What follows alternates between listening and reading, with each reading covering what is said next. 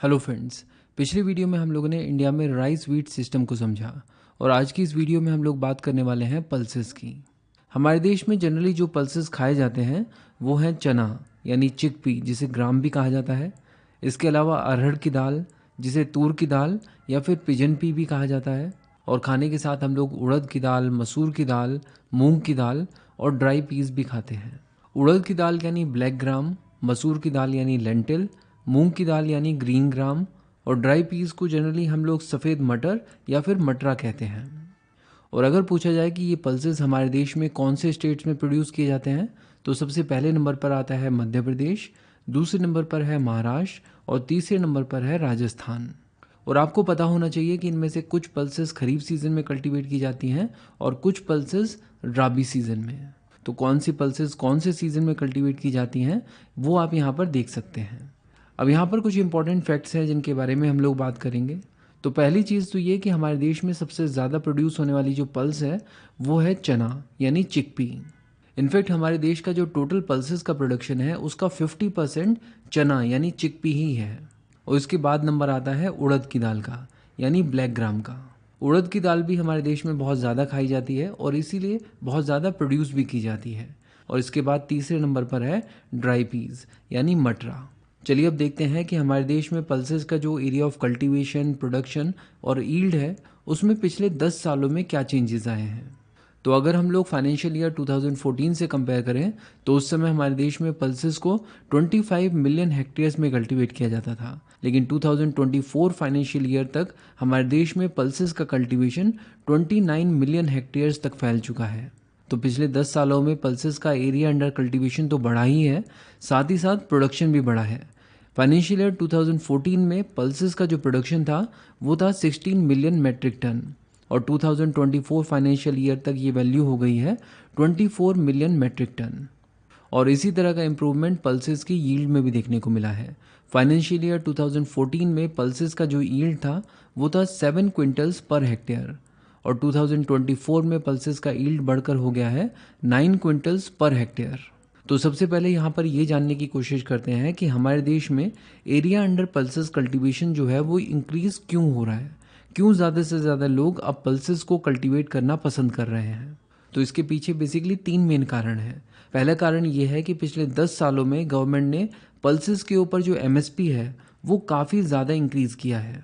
तो जैसे कि यहाँ पर आप चार्ट में देख सकते हैं कि अरहर की दाल के ऊपर पिछले 10 सालों में 75% एमएसपी इंक्रीज़ हुआ है, मूंग दाल के ऊपर 92% इंक्रीज़ हुआ है, उड़द की दाल के ऊपर गवर्नमेंट ने 72% एमएसपी इंक्रीज़ किया है पिछले 10 सालों में, और चना यानी ग्राम या चिकपी उसके ऊपर भी एमएसपी को 75% बढ़ाया गया है, और मसूर की दाल यानी लेंटिल के ऊपर तो 118% का एमएसपी इंक्रीज़ हुआ है पिछले 10 सालों में।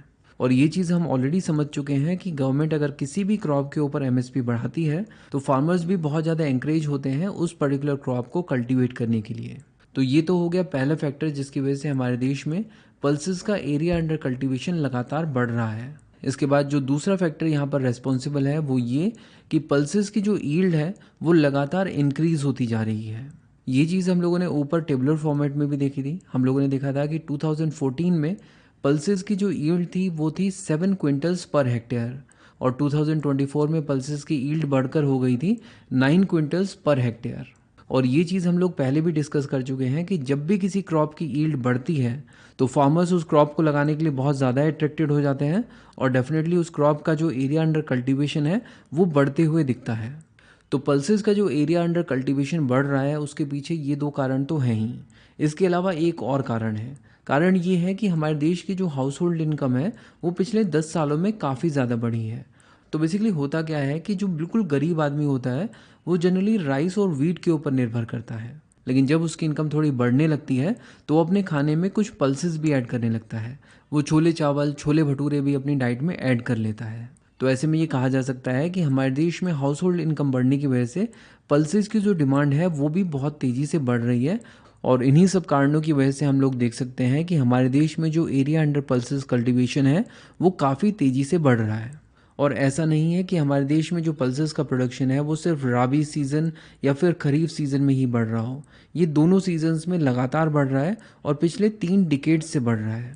लेकिन इसके बावजूद सिचुएशन ये है कि हमें हमारे देश में बाहर के देशों से पल्सेस को इंपोर्ट करना पड़ रहा है।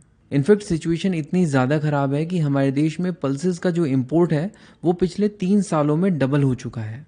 फाइनेंशियल ईयर 2022 में पल्सेस का जो इंपोर्ट हमारे देश में था वो था 2.6 मिलियन मेट्रिक टन और फाइनेंशियल ईयर 2024 तक बढ़कर ये हो गया है 4.8 मिलियन मेट्रिक टन।